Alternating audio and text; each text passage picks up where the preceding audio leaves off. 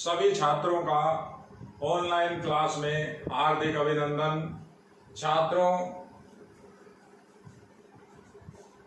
Matrix आव्यूह का तीसरा भाग आज आपके सामने दर्शाया जाएगा, समझाया जाएगा। आपसे एक अनुरोध कि हर क्रम को बड़ी गहनता से देखिए, नोट्स बनाइए, पढ़िए। कोई भी आपके माइंड में किसी भी तरह के क्वेश्चन या कोई भी बात है तो आप दिए गए ग्रुप में, आपको जो अपनी क्लास का ग्रुप बतलाया गया है, ग्रुप में आप क्वेश्चन कर सकते हैं, बातें पूछ सकते हैं। आशा करता हूं आज का वीडियो आपको पसंद आएगा। पार्ट 3 के अंदर आज हम सबसे इम्पोर्टेंट, सबसे खास चीज टाइप्स ऑफ मैट्रिक्स यानी आव्यूह के प्रकार, आव्यूह के प्रकार डिस्कस करेंगे। आव्यूह के प्रकार समझना इस चैप्टर के लिए बहुत आवश्यक है। इसी से जुड़े अगले चैप्टर नंबर 4 और 5 में भी ये टॉपिक काफी हेल्पफुल है। तो मैं आपको एक एक करके इसके टाइप्स समझाऊंगा, साथ ही साथ उनकी डिटेल, उनका एग्जाम्पल बतलाऊंगा। आप किसी भी तरह का कोई भी क्वेश्चन अगर आपके माइंड में है, आप दिए गए व्हाट्सएप ग्रुप में पूछ सकते हैं। लेकिन मुझे नहीं लगता ऐसी कोई जरूरत पड़ेगी। अगर आप वीडियो लेक्चर अच्छी तरह देखेंगे, समझेंगे, तो हर बच्चा इसे सरलता से समझ पाएगा। तो सबसे पहला नंबर 1, पहला आव्यूह जिसका नाम है पंक्ति आव्यूह। जैसा कि नाम से ही क्लियर है, पंक्ति आव्यूह। तो इसे अगर अपन परिभाषित करें, अगर कोई भी विद्यार्थी लिखना चाहे तो लिख सकता है कि ऐसा आव्यूह जिसमें केवल एक ही पंक्ति हो, पंक्ति आव्यूह कहलाता है। दूसरे शब्दों में, जिस आव्यूह का क्रम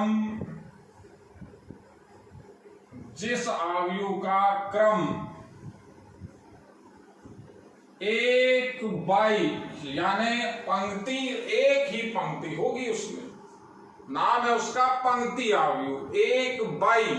अब स्तंभ आप कितने भी रखें, 1/n हो, n कोई भी संख्या, उसे पंक्ति आव्यूह कहते हैं। उसे पंक्ति आव्यूह कहते हैं। एग्जाम्पल, किसी भी तरह का एग्जाम्पल आप दे सकते हैं। A=, मुझे एक पंक्ति बनानी है।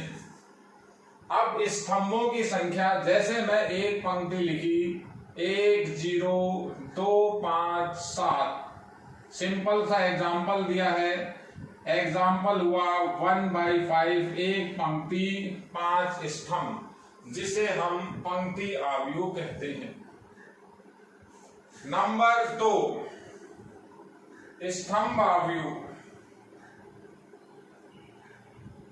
बिल्कुल सिंपल सी बात, ऐसा आव्यूह जिसके अंदर केवल एक ही स्तंभ हो, स्तंभ आव्यूह कहलाता है।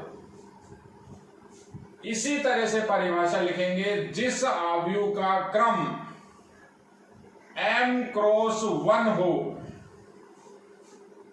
उसे स्तंभ आव्यूह कहते हैं। एग्जाम्पल B,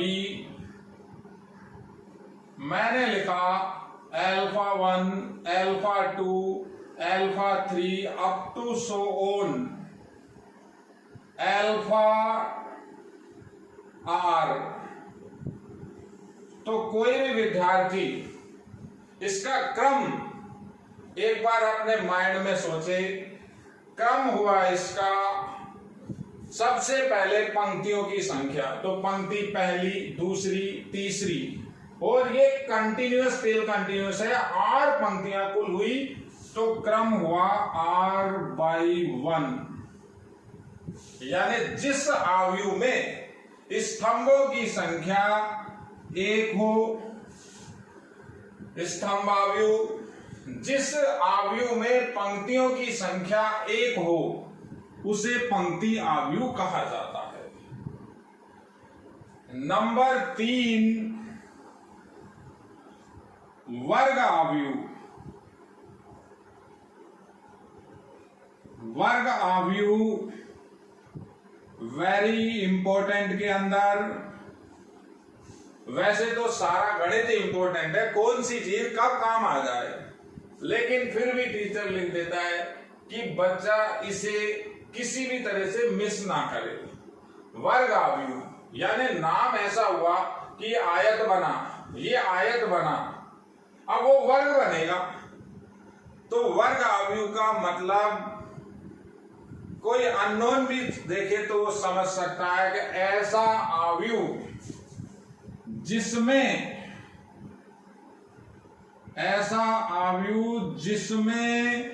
पंक्ति व स्तंभों की संख्या, पंक्ति व स्तंभों की संख्या समान हो,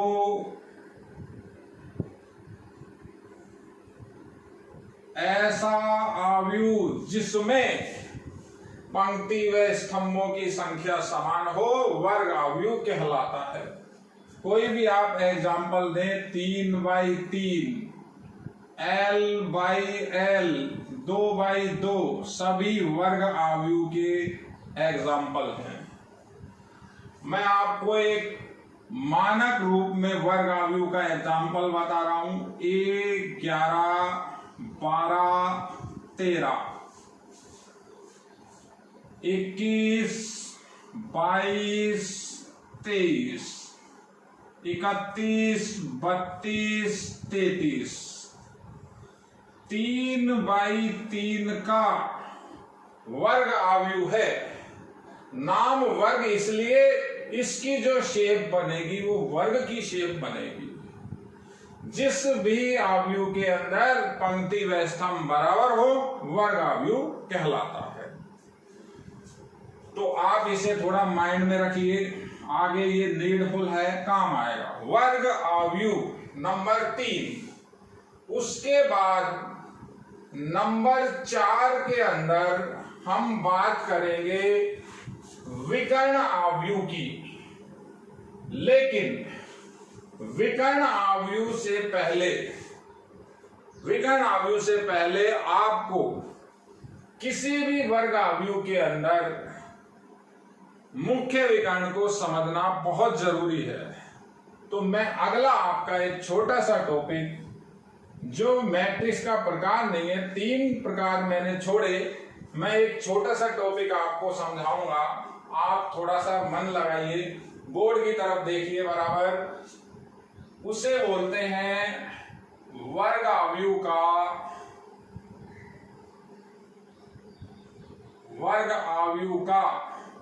मुख्य विकर्ण। वर्ग आयु का मुख्य विकर्ण, दूसरा नाम किताबों में कई नाम दिए हुए हैं, अग्रग विकर्ण। कई किताब इसको पीडी भी लिखती हैं, पीडी मीन्स प्रिंसिपल डायगोनल। मुख्य विकर्ण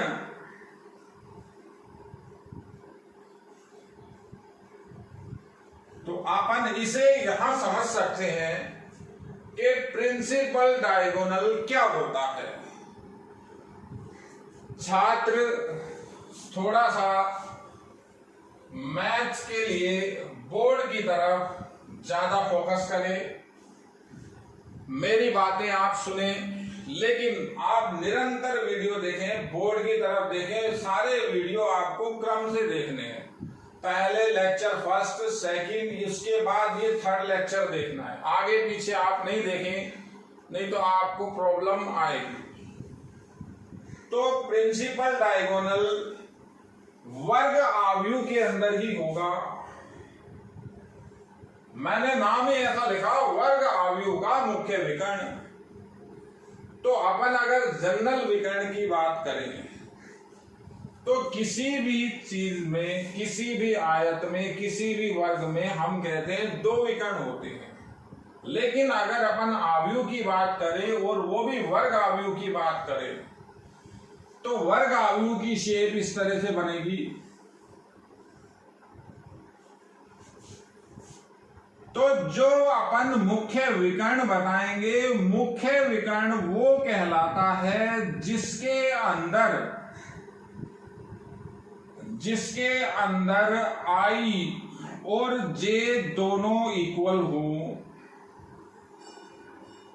ये 3 मेंबर के लिए ही 11, 22, 33 आई और जे की वैल्यू इक्वल है। तो जो मैट्रिक्स का मुख्य विकर्ण होता है वो ऊपर से नीचे एक मुख्य विकर्ण होगा। मुख्य विकर्ण के अंतर्गत मुख्य विकर्ण में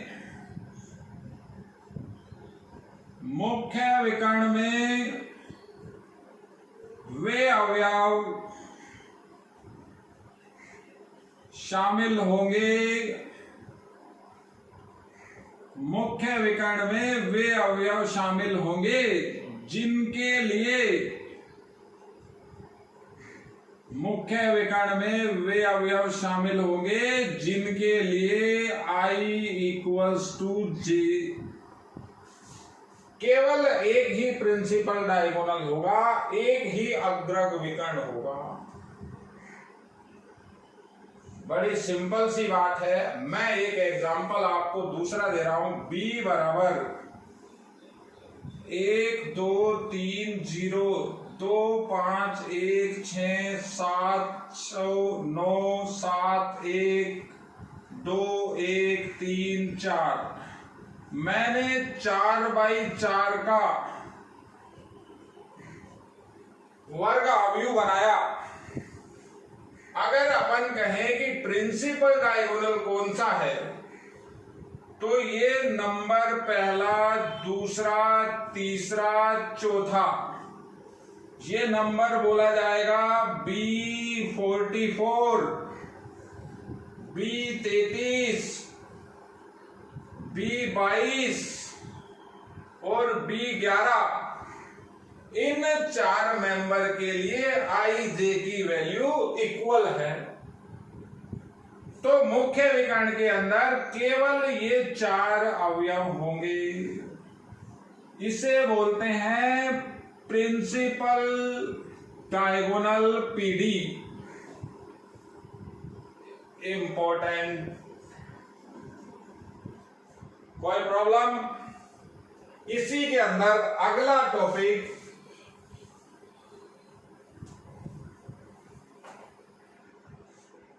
ट्रेसिंग। ट्रेसिंग का अर्थ होता है अनुरेख। अनुरेख यानी मुख्य विकर्ण के सभी अवयवों का योग उस आव्यूह का अनुरेखण कहलाता है। मुख्य विकर्ण के सभी अवयवों का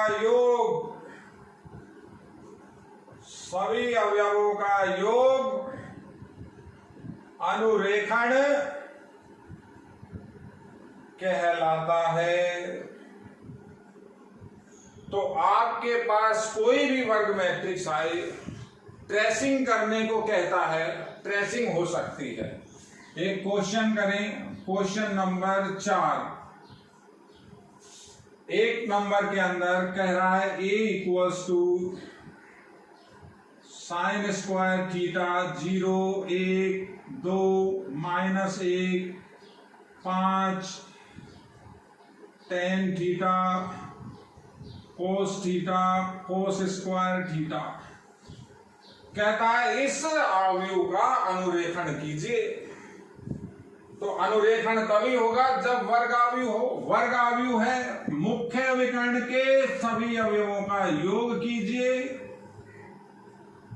आंसर ऐसे लिखेंगे, ए का अनुरेखण बराबर sine square theta -1 plus cos square theta. A का अनुरेखण 0। ये ट्रेसिंग की बात। तो मैंने अभी आपको 3 अवयव के बारे में बतलाया। पहला पंक्ति अवयव, दूसरा स्तंभ अवयव और तीसरा वर्ग अवयव। उसके बाद आपको एक छोटी सी बात मुख्य विकर्ण और अनुरेखण की बतलाई। अगला हम नंबर 4 टाइप्स ऑफ मैट्रिक्स के अंदर चौथा पार्ट नंबर 4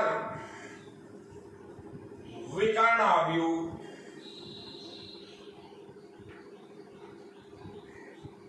तो विकर्ण अवयव का मतलब ऐसा वर्ग अवयव,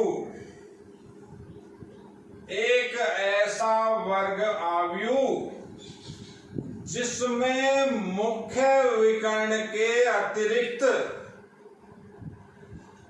सभी अवयव शून्य हो।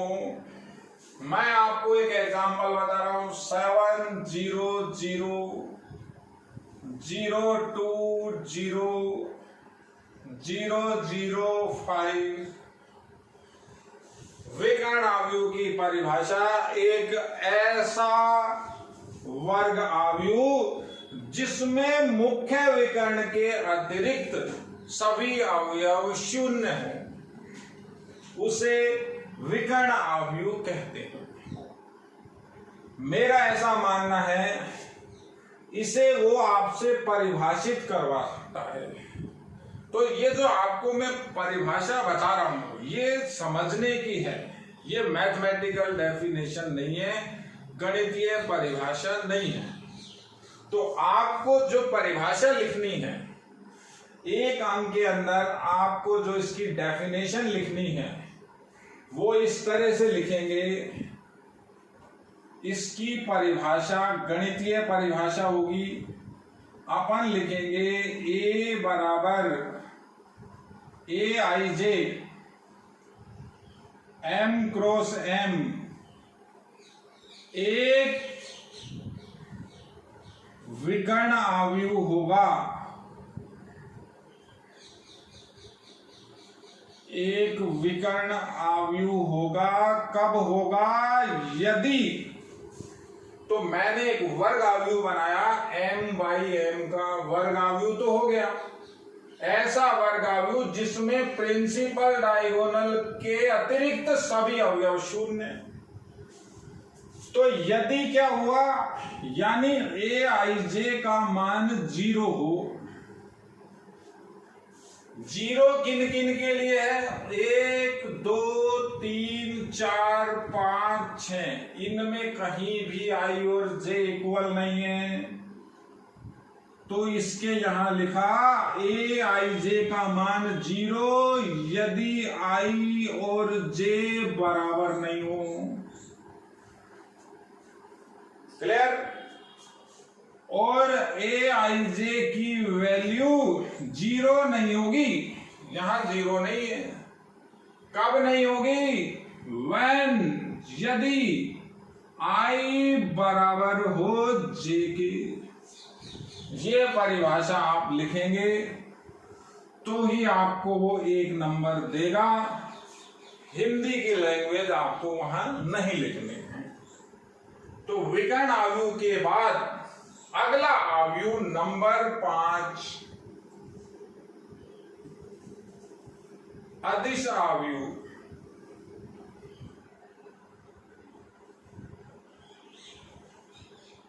अदिश आव्यूह और विकर्ण आव्यूह में कोई ज्यादा अंतर नहीं है। एक छोटा सा डिफरेंस है, एक छोटा सा अंतर है। वो अंतर क्या है? विकर्ण आव्यूह के अंदर जो प्रिंसिपल डायगोनल होगा उसके अवयव अलग अलग हैं, यहां मेंबर सेम होंगे। तो जैसे इसका एग्जांपल दे, बी एक ऐसा वर्ग आव्यूह जिसमें मुख्य विकर्ण के सभी अवयव एक जैसे हों, शून्य के अतिरिक्त, तथा मुख्य विकर्ण के सभी अवयव एक जैसे हों और मुख्य विकर्ण के अतिरिक्त सभी अवयव 0, ये अदिश आव्यूह। फर्क क्या? इसके अंदर प्रिंसिपल डायगोनल के मेंबर डिफरेंट हैं, यहां सेम है। तो यही सेम परिभाषा आप दोबारा रिपीट कर सकते हो कि अगर अदिश आव्यूह की परिभाषा पूछ रहा है तो आप क्या बोलोगे? ए बराबर ए आई जे एम क्रॉस एम। एक विकर्ण की जगह लिखोगे अदिश आव्यूह होगा यदि ए आई जे का मान 0, किन के लिए? जो अलग अलग, और ए आई जे जहां आई और जे बराबर, तो सेम वैल्यू कुछ होगी। जैसे यहां 8 लिखा हुआ है तो मैं अभी यहां 8 लिख सकता हूं। 8 नहीं लिख रहा, उसने लिख दिया यहां 5, तो मैं यहां 5 लिख सकता हूं। कोई भी संख्या होगी, मैंने उस संख्या को x मान लिया, तो लिखा ए आई जे बराबर x, और जहां आई और जे बराबर, और एक छोटी सी कंडीशन x बराबर 0 नहीं हो।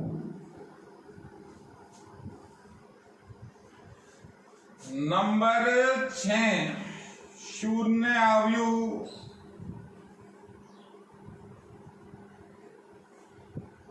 नाम से ही कन्फर्म है कि ऐसा आव्यूह जिसके सभी अवयव शून्य हो। फॉर एग्जाम्पल, कोई भी क्रम का ऐसा आव्यूह जिसके सभी अवयव शून्य हो, ये 0 मैट्रिक्स है। लेकिन इसका एक पर्टिकुलर क्रम है 2/4। एक एग्जाम्पल लिया 0 0 0, ये भी 0 मैट्रिक्स हुआ। कितने बाई कितने का? 3/1। तो शून्य आव्यूह को हम अंग्रेजी के किसी भी कैपिटल लेटर से लिखते नहीं है, हम यहां ओ काम में लेते हैं। जो ओ हुआ वो रिजर्व हुआ। ओ का मतलब शून्य आव्यूह, किसी भी क्रम का शून्य आव्यूह संभव है। उसके बाद नंबर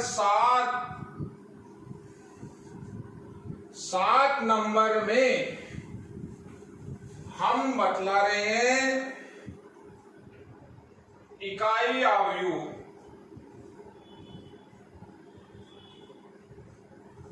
तो इकाई आव्यूह का नाम यूनिट मैट्रिक्स भी है, मात्रक सदिश भी है। जैसे मात्रक आव्यूह भी है। तो इसे कैपिटल आई से व्यक्त किया जाता है। ये अदिश आव्यूह की तरह ही होता है। अगर x का मान 1 हो जाए, जैसे मैं यहां x की जगह 1 लिखा, तो ये आव्यूह इकाई आव्यूह हुआ।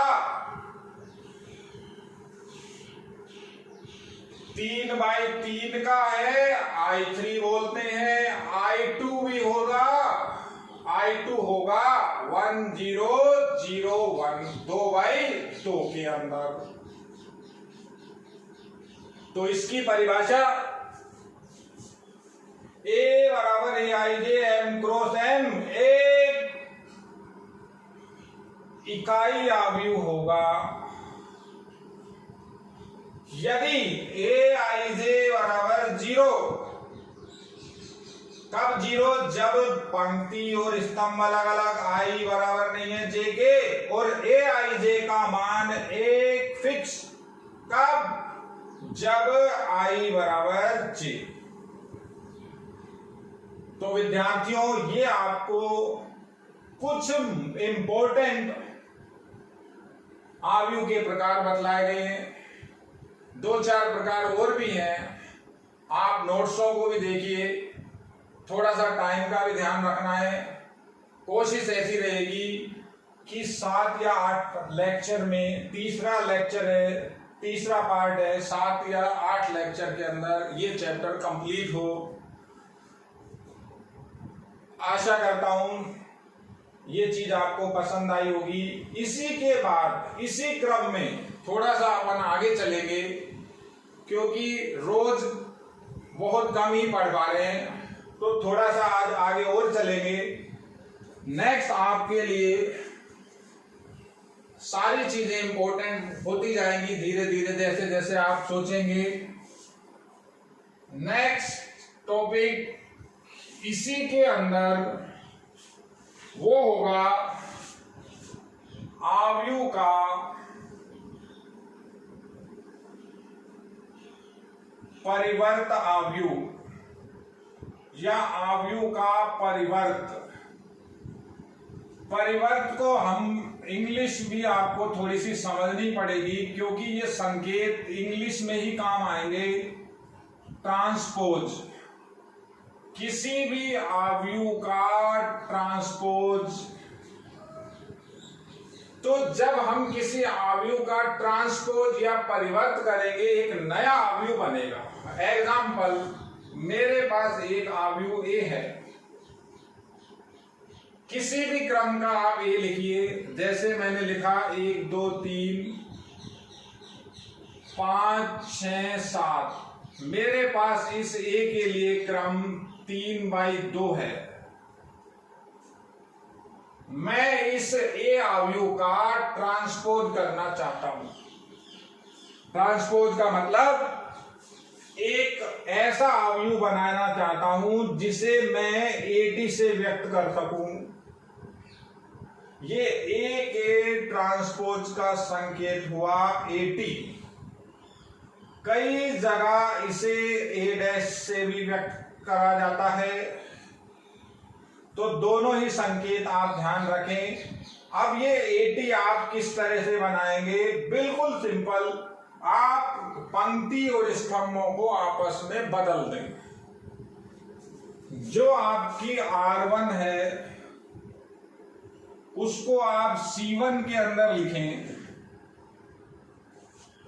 जो आपका R2 है उसको आप C2 के अंदर लिखें, जो आपका R3 है उसको आप C3 में लिखें, तो आपको ट्रांसपोज मिल जाएगा। ट्रांसपोज के अंदर क्रम रिवर्स हो जाएगा। ये 3/2 है, ये 2/3 हो जाएगा। ट्रांसपोज किया, पंक्तियों को स्तंभों की जगह लिख दिया, स्तंभों को पंक्तियों की जगह लिख दिया। एक काम करे कोई सा। तो अगर इसका दोबारा ट्रांसपोज करें तो ऐसा लिखा AT का होल ट्रांसपोज। तो आपका आव्यूह तो AT है, ये AT देखेंगे। आप क्या करेंगे? वही पंक्तियों को स्तंभों में लिखा,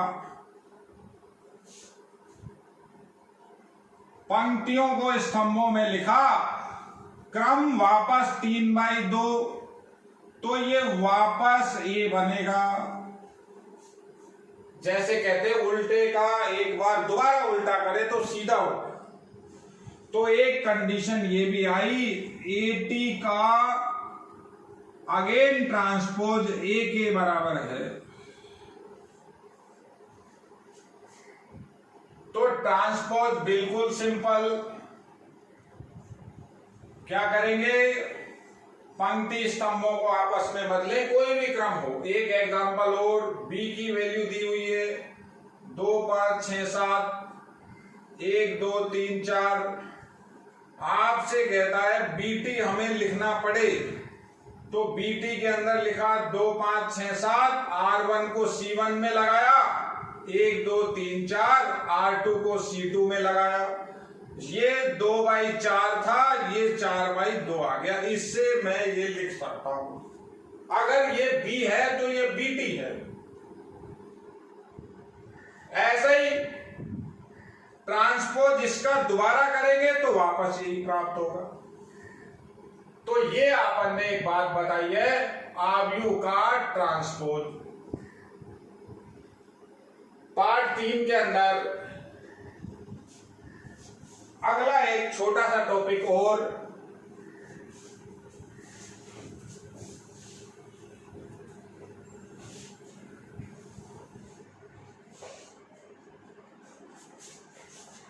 वेरी इंपॉर्टेंट, बहुत काम का, सममित आव्यूह। मेरा ऐसा मानना है इस पे प्रश्न जरूर आएगा, चाहे वो तीसरे चैप्टर में से बन के आए या चौथे में से आए या 5वें में से आए। तो सममित आव्यूह क्या होता है, मैं आपको थोड़ा सा इसको डिफाइन करूंगा, फिर आपको समझाऊंगा। सममित आव्यूह का मतलब ऐसा वर्ग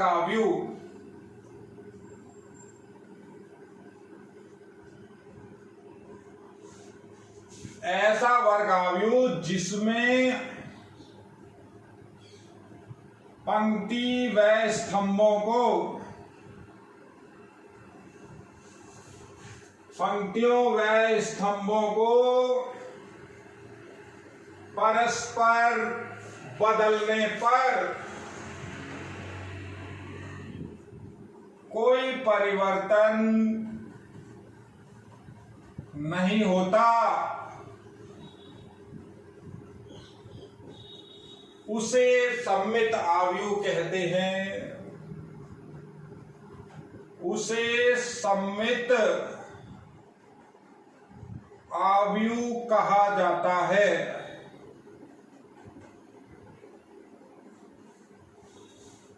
एग्जाम्पल देखिए, फिर इसकी एक गणितीय परिभाषा वो बताएंगे। ऐसा आव्यूह जिसमें पंक्ति और स्तंभों को बदलने पर कोई भी परिवर्तन नहीं होगा। फॉर एग्जाम्पल, मैंने एक आव्यूह लिया A,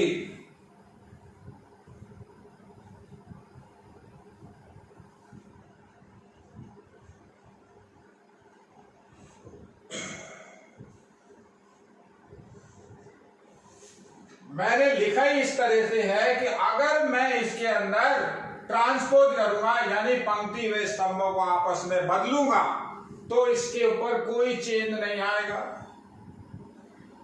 अभी आपको ट्रांसपोज बताया, अगर अपन AT निकाले तो देखिए ये 3/3 है। ये R1 को मुझे कहां लिखना है, C1 में, R2 को C2 में, R3 को C4 में। अब मुझे ये बताइए, दोनों सेम, ये 3/3, ये 3/3। तो ये जो A आव्यूह है, अगर इसमें मैंने ट्रांसपोज किया, यानी पंक्ति व स्तंभों को बदला और बदलने पर कोई परिवर्तन नहीं हुआ, तो उसे सममित आव्यूह कहा। तो इसकी परिभाषा आई, कोई वर्ग आव्यूह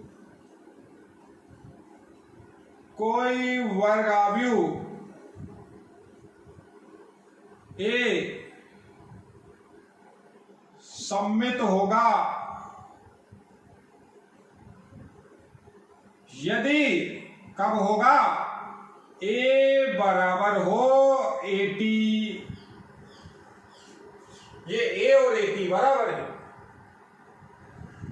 यानी ये A बराबर 80 है, तो इसका मतलब ये A सममित आव्यूह है।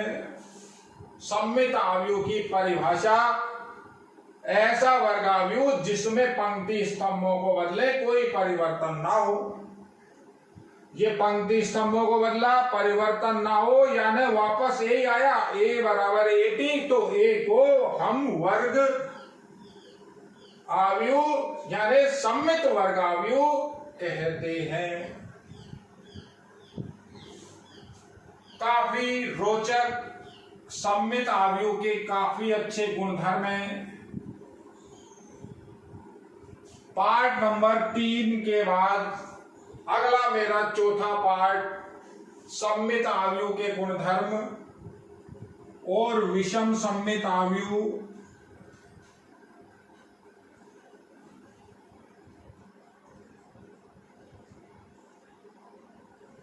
उसके बाद इसकी थ्योरी, इस चैप्टर की थ्योरी बच्चों काफी हद तक कंप्लीट है। उसके बाद मैं आपको बोर्ड से संबंधित एक एक प्रश्न स्टेप बाय स्टेप सारे सोल्व करूंगा। मेरा ऐसा मानना है ये पूरा का पूरा मैट्रिक का चैप्टर हमारा 6 या 7 मैक्सिमम 8 पार्ट में कंप्लीट हो जाएगा। आज के लिए इतना ही। धन्यवाद। आपका दिन शुभ हो।